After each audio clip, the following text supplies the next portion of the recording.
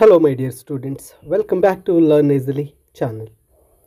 ಈ ಒಂದು ವಿಡಿಯೋದಲ್ಲಿ ನಾವು the sporting spirit by George Orwell ಈ ಒಂದು ಎಕ್ಸ್ಟ್ರಾಕ್ಟ್ನ ಕನ್ನಡದ ಸರಳವಾದಂತಹ ಸಾರಾಂಶವನ್ನು ಡಿಸ್ಕಸ್ ಮಾಡೋಣ. My dear students, the sporting spirit by George Orwell ಈ ಕನ್ನಡದ ಎಕ್ಸ್ಪ್ಲನೇಷನ್ ನಂತರ ನೀವು ಇಂಗ್ಲೀಷ್ ಸಮರಿ PDF ವಿಡಿಯೋದ ಡಿಸ್ಕ್ರಿಪ್ಷನ್ನಲ್ಲಿರುತ್ತೆ, ಡೌನ್ಲೋಡ್ ಮಾಡಿಕೊಂಡು ಓದಿದ್ರೆ ನಿಮಗೆ ಸಂಪೂರ್ಣವಾಗಿ ಅರ್ಥ ಆಗುತ್ತೆ.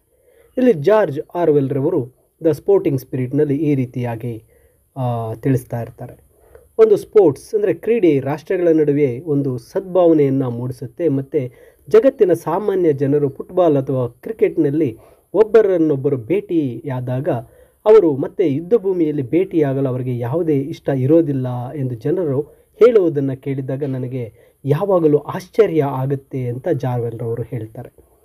ಇಲ್ಲಿ ಜಾರ್ಜ್ ಆರ್ವೆಲ್ ರವರು ಹೇಳ್ತಾರೆ, ಅಂತಾರಾಷ್ಟ್ರೀಯ ಕ್ರೀಡಾ ಸ್ಪರ್ಧೆಗಳು ದ್ವೇಷದ ಉನ್ಮಾದಕ್ಕೆ ಕಾರಣವಾಗುತ್ತೆ ಎಂದು ಅವರು ಒಂದು ಉದಾಹರಣೆಗಳಿಂದ ಹೇಳ್ತಾ ಹೋಗ್ತಾರೆ. ಉದಾಹರಣೆಗೆ 1936 ಒಲಿಂಪಿಕ್ ಕ್ರೀಡಾಕೂಟದ ಒಂದು ಉದಾಹರಣೆಯನ್ನು ಹೇಳ್ತಾ ಜಾರ್ಜ್ ಆರ್ವೆಲ್ ರವರು ಈ ಒಂದು ತಮ್ಮ ದ ಸ್ಪೋರ್ಟಿಂಗ್ ಸ್ಪಿರಿಟ್ನ ಬಗ್ಗೆ ತಿಳಿಸ್ತಾ ಹೋಗ್ತಾರೆ. ಇತ್ತೀಚಿನ ದಿನಗಳಲ್ಲಿ ಆಡುವ ಬಹುತೇಕ ಎಲ್ಲ ಕ್ರೀಡೆಗಳು ಸ್ಪರ್ಧಾತ್ಮಕವಾಗಿವೆ.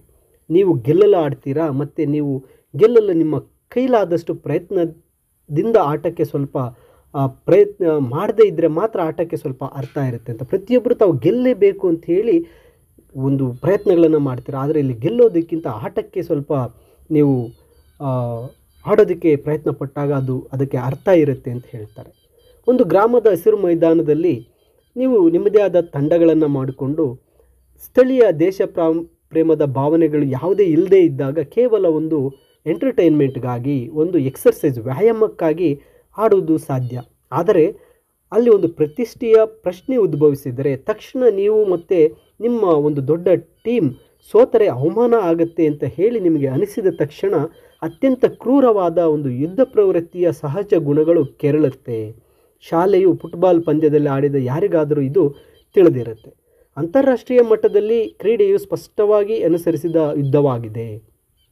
ಆದರೆ ಗಮನಾರ್ಹವಾದ ವಿಷಯವೆಂದರೆ ಆಟಗಾರರ ನಡವಳಿಕೆ ಅಲ್ಲ, ಆದರೆ ಪ್ರೇಕ್ಷಕರ ಮನೋಭಾವ ಮತ್ತು ಪ್ರೇಕ್ಷಕರ ಹಿಂದೆ ಈ ಅಸಂಬದ್ಧ ಸ್ಪರ್ಧೆಗಳ ಬಗ್ಗೆ ಉನ್ಮಾದಕ್ಕೆ ಒಳಗಾಗುವ ಮತ್ತು ಕನಿಷ್ಠ ಸಮಯದವರೆಗೆ ಓಡುವುದು, ಜಿಗಿಯುವುದು ಮತ್ತು ಚೆಂಡನ್ನು ಒದೆಯುವುದು ರಾಷ್ಟ್ರೀಯ ಸದ್ಗುಣದ ಪರೀಕ್ಷೆಗಳು ಎಂದು ಗಂಭೀರವಾಗಿ ನಂಬುವ ರಾಷ್ಟ್ರಗಳ ಮನೋಭಾವವಾಗಿದೆ ಅಂತ ಹೇಳ್ತಾರೆ.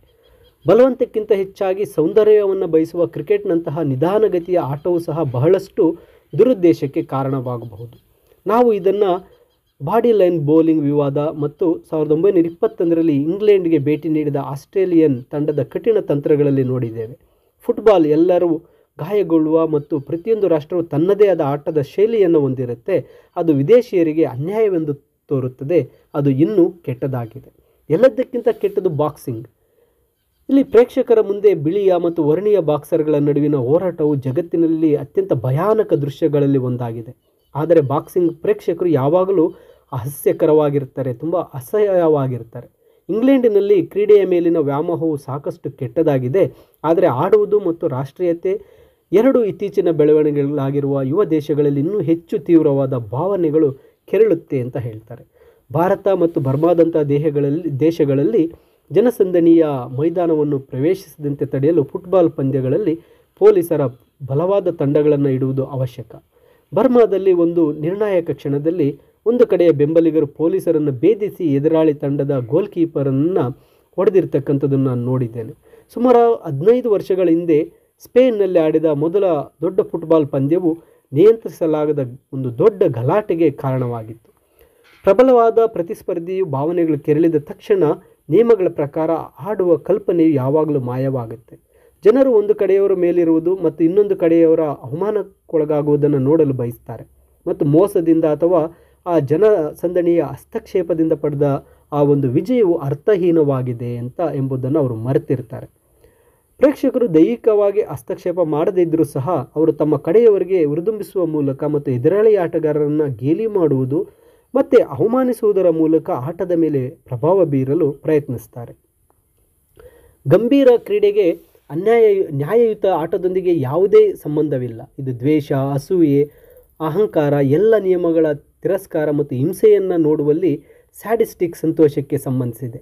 ಬೇರೆ ರೀತಿಯಲ್ಲಿ ಹೇಳುವುದಾದರೆ ಇದು ಗುಂಡು ಹಾರಿಸುವುದನ್ನು ಹೊರತುಪಡಿಸಿ ಯುದ್ಧವಾಗಿದೆ. ಫುಟ್ಬಾಲ್ ಮೈದಾನದ ಸ್ವಚ್ಛ ಆರೋಗ್ಯಕರ ಸ್ಪರ್ಧೆ ಮತ್ತು ರಾಷ್ಟ್ರಗಳನ್ನು ಒಗ್ಗೂಡಿಸುವಲ್ಲಿ ಒಲಿಂಪಿಕ್ ಕ್ರೀಡಾಕೂಟಗಳು ವಹಿಸಿದ ದೊಡ್ಡ ಪಾತ್ರದ ಬಗ್ಗೆ ಬ್ಲಾ ಮಾಡುವ ಬದಲು ಈ ಆಧುನಿಕ ಕ್ರೀಡೆಯ ಪೂಜೆಯು ಏಕೆ ಹುಟ್ಟುಕೊಂಡಿತು ಎಂದು ವಿಚಾರಿಸುವುದು ಹೆಚ್ಚು ಉಪಯುಕ್ತವಾಗಿದೆ. ನಾವು ಈಗ ಆಡುವ ಹೆಚ್ಚಿನ ಆಟಗಳು ಪ್ರಾಚೀನ ಮೂಲದವು, ಆದರೆ ರೋಮನ್ ಕಾಲ ಮತ್ತು 19ನೇ ಶತಮಾನದ ನಡುವೆ ಕ್ರೀಡೆಯನ್ನು ಗಂಭೀರವಾಗಿ ಪರಿಗಣಿಸಿದಂತೆ ತೋರ್ತಾ ಇಲ್ಲ. ಇಂಗ್ಲಿಷ್ ಪಬ್ಲಿಕ್ ಶಾಲೆಯಲ್ಲಿಯೂ ಸಹ ಕ್ರೀಡಾ ಪೂಜೆಯು ಕಳೆದ ಶತಮಾನದ ನಂತರದ ಭಾಗದವರೆಗೂ ಪ್ರಾರಂಭವಾಗಿರಲಿಲ್ಲ. ಆಧುನಿಕ ಪಬ್ಲಿಕ್ ಶಾಲೆಯ ಸ್ಥಾಪಕ ಎಂದು ಸಾಮಾನ್ಯವಾಗಿ ಕರೀತಕ್ಕಂತಹ ಡಾಕ್ಟರ್ ಆರ್ನಾಲ್ಡ್ ಆಟಗಳನ್ನು ಕೇವಲ ಸಮಯವರ್ಥ ಎಂದು ನೋಡ್ತಾ ಇದ್ದರು. ನಂತರ ಮುಖ್ಯವಾಗಿ ಇಂಗ್ಲೆಂಡ್ ಮತ್ತು ಯುನೈಟೆಡ್ ಸ್ಟೇಟ್ಸ್ನಲ್ಲಿ ಆಟಗಳನ್ನು ಹೆಚ್ಚು ಹಣಕಾಸು ಒದಗಿಸಿದ ಚಟುವಟಿಕೆಯಾಗಿ ಮಾಡಲಾಯಿತು. ಅದು ದೊಡ್ಡ ಸಮೂಹವನ್ನು ಆಕರ್ಷಿಸಲು ಮತ್ತು ಕ್ರೂರ ಭಾವನೆಗಳನ್ನು ಕೆರಳಿಸಲು ಸಮರ್ಥವಾಯಿತು. ಮತ್ತು ಈ ಸೋಂಕು ದೇಶದಿಂದ ದೇಶಕ್ಕೆ ಹರಡಿತು. ಅತ್ಯಂತ ಹಿಂಸಾತ್ಮಕ ಸ್ಪರ್ಧಾತ್ಮಕ ಕ್ರೀಡೆಗಳಾದ ಫುಟ್ಬಾಲ್ ಮತ್ತು ಬಾಕ್ಸಿಂಗ್ ಹೆಚ್ಚು ವ್ಯಾಪಕವಾಗಿ ಹರಡಿದೆ. ಇಡೀ ವಿಷಯವು ರಾಷ್ಟ್ರೀಯತೆಯ ಉದಯದೊಂದಿಗೆ ಸಂಬಂಧ ಹೊಂದಿದೆ, ಅದರಲ್ಲಿ ಯಾವುದೇ ಸಂದೇಹವಿಲ್ಲ. ಅಂದರೆ ದೊಡ್ಡ ಅಧಿಕಾರದ ಘಟಕಗಳೊಂದಿಗೆ ತಮ್ಮನ್ನು ಗುರುತಿಸಿಕೊಳ್ಳುವ ಮತ್ತು ಸ್ಪರ್ಧಾತ್ಮಕ ಪ್ರತಿಷ್ಠೆಯ ದೃಷ್ಟಿಯಿಂದ ಎಲ್ಲವನ್ನು ನೋಡುವ ಹೆಚ್ಚು ಆಧುನಿಕ ಅಭ್ಯಾಸದೊಂದಿಗೆ ಅಲ್ಲದೆ ಸಂಘಟಿತ ಆಟಗಳು ನಗರ ಸಮುದಾಯದಲ್ಲಿ ಹೆಚ್ಚು ಅಭಿವೃದ್ಧಿ ಹೊಂದಲು ಸಾಧ್ಯವಿದೆ.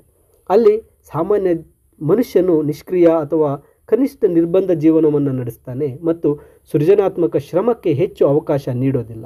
ಗ್ರಾಮೀಣ ಸಮುದಾಯದಲ್ಲಿ ಒಬ್ಬ ಹುಡುಗ ಅಥವಾ ಯುವಕ ತನ್ನ ಹೆಚ್ಚುವರಿ ಶಕ್ತಿಯ ಬಹಳಷ್ಟು ಭಾಗವನ್ನು ನಡೆಯುವುದು, ಈಜುವುದು, ಹಿಮದಲ್ಲಿ ಚೆಂಡಾಡುವುದು, ಮರ ಹತ್ತುವುದು, ಕುದುರೆ ಸವಾರಿ ಮಾಡುವುದು ಮತ್ತು ಪ್ರಾಣಿಗಳಿಗೆ ಕ್ರೌರ್ಯವನ್ನು ಒಳಗೊಂಡ ವಿವಿಧ ಕ್ರೀಡೆಗಳಾದ ಮೀನುಗಾರಿಕೆ, ಕೋಳಿ ಕಾಳಗ, ಇಲಿ ಹಿಡಿಯುವುದು ಇವುಗಳ ಮೂಲಕ ಬಳಸ್ತಾನೆ. ದೊಡ್ಡ ಪಟ್ಟಣದಲ್ಲಿ ಒಬ್ಬರು ತಮ್ಮ ದೈಹಿಕ ಶಕ್ತಿ ಅಥವಾ ತಮ್ಮ ಸ್ಯಾಡಿಸ್ಟಿಕ್ ಪ್ರವೃತ್ತಿಗಳಿಗೆ ಒಂದು ಮಾರ್ಗವನ್ನು ಬಯಸಿದರೆ ಗುಂಪು ಚಟುವಟಿಕೆಗಳಲ್ಲಿ ತೊಡಗಿಕೊಳ್ಳಬಹುದು. ಲಂಡನ್ ಮತ್ತು ನ್ಯೂಯಾರ್ಕ್ನಲ್ಲಿ ಆಟಗಳನ್ನು ಗಂಭೀರವಾಗಿ ಪರಿಗಣಿಸಲಾಗುತ್ತೆ ಮತ್ತು ರೋಮ್ ಮತ್ತು ಬೈಜಾಂಟಿಯಂನಲ್ಲಿ ಅವುಗಳನ್ನು ಗಂಭೀರವಾಗಿ ಪರಿಗಣಿಸಲಾಗಿತ್ತು. ಮಧ್ಯಯುಗದಲ್ಲಿ ಅವುಗಳನ್ನು ಆಡಲಾಗ್ತಾ ಇತ್ತು ಮತ್ತು ಬಹುಶಃ ಬಹಳಷ್ಟು ದೈಹಿಕ ಕ್ರೂರತೆಯೊಂದಿಗೆ ಆಡಲಾಗ್ತಾ ಇತ್ತು, ಆದರೆ ಅವು ರಾಜಕೀಯದೊಂದಿಗೆ ಬೆರೆತಿರಲಿಲ್ಲ ಅಥವಾ ಗುಂಪು ದ್ವೇಷಗಳಿಗೆ ಕಾರಣವಾಗಿರಲಿಲ್ಲ. ಕ್ರೀಡೆಯು ಅಂತಾರಾಷ್ಟ್ರೀಯ ಪ್ರತಿಸ್ಪರ್ಧೆಯ ಮುಖ್ಯ ಕಾರಣಗಳಲ್ಲಿ ಒಂದಾಗಿದೆ ಎಂದು ನಾನು ಖಂಡಿತವಾಗಿ ಸೂಚಿಸೋದಿಲ್ಲ. ದೊಡ್ಡ ಪ್ರಮಾಣದ ಕ್ರೀಡೆಯು ನನ್ನ ಪ್ರಕಾರ ರಾಷ್ಟ್ರೀಯತೆಯನ್ನು ಉಂಟು ಮಾಡಿದ ಕಾರಣಗಳ ಮತ್ತೊಂದು ಪರಿಣಾಮವಾಗಿದೆ. ಆದರೂ ರಾಷ್ಟ್ರೀಯ ಚಾಂಪಿಯನ್ಗಳು ಎಂದು ಲೇಬಲ್ ಮಾಡಲಾದ 11 ಜನರ ತಂಡವನ್ನು ಕೆಲವು ಪ್ರತಿಸ್ಪರ್ಧಿ ತಂಡದ ವಿರುದ್ಧ ಹೋರಾಡಲು ಕಳಿಸುವುದರ ಮೂಲಕ ಮತ್ತು ಸೋತ ಯಾವುದೇ ರಾಷ್ಟ್ರವು ಮುಖ ಕಳೆದುಕೊಳ್ಳುತ್ತೆ ಎಂದು ಎಲ್ಲ ಕಡೆಗಳಲ್ಲಿ ಅನಿಸುವಂತೆ ಮಾಡುವುದರಿಂದ ನೀವು ಈ ವಿಷಯಗಳನ್ನು ಇನ್ನಷ್ಟು ಹದಗೆಡಿಸುತ್ತೀರಿ ಅಂತ ಹೇಳಿ ಇಲ್ಲಿ ಜಾರ್ಜ್ ಆರ್ವೆಲ್ ರವರು ದ ಸ್ಪೋರ್ಟಿಂಗ್ ಸ್ಪಿರಿಟ್ನ ಅವರ ಒಂದು ಎಸ್ಸೇನಲ್ಲಿ ತಿಳಿಸಿರುತ್ತಾರೆ. ಮೈ ಡಿಯರ್ ಸ್ಟೂಡೆಂಟ್ಸ್, ಕನ್ನಡದಲ್ಲಿ ಈ ಒಂದು ದ ಸ್ಪೋರ್ಟಿಂಗ್ ಸ್ಪಿರಿಟ್ನ ಒಂದು ವಿವರಣೆಯನ್ನು ನೀಡಿದ್ದೇನೆ. ಇಂಗ್ಲೀಷ್ ಸಮರಿ PDF ವಿಡಿಯೋದ ಡಿಸ್ಕ್ರಿಪ್ಷನ್ನಲ್ಲಿದೆ, ಡೌನ್ಲೋಡ್ ಮಾಡಿಕೊಳ್ಳಿ. ಹಾಗೆ ಹೆಚ್ಚಿನ ವಿಡಿಯೋಗಳಿಗೆ ಲರ್ನ್ ಈಸಿಲಿ ಚಾನಲ್ಗೆ ಸಬ್ಸ್ಕ್ರೈಬ್ ಮಾಡಿ. ಈ ವಿಡಿಯೋ ಇಷ್ಟ ಆದರೆ ನಿಮ್ಮ ಸ್ನೇಹಿತರಿಗೂ ಸಹ ಶೇರ್ ಮಾಡಿ. Thank you for watching this video.